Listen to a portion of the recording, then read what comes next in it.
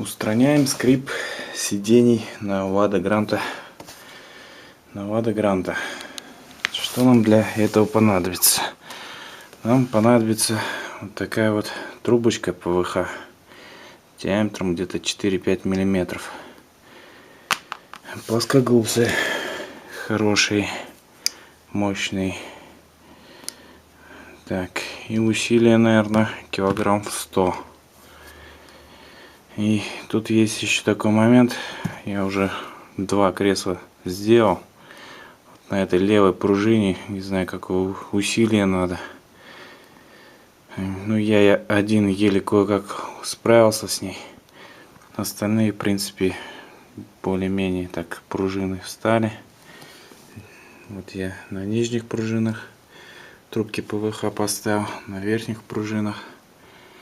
Так, и кстати, вот здесь она таким материалом закрыта. И вот такие вот проволочки загнутые. Они там завернуты каким-то таким образом. Непонятно, зацеплены. Это надо будет обратно потом собрать. Кто не уверен, что сможет собрать, лучше уж сюда не лезть.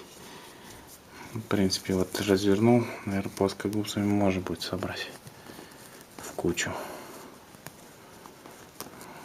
Вот. Так вот. В принципе, после этого сиденье перестало скрипеть. Все, всем спасибо.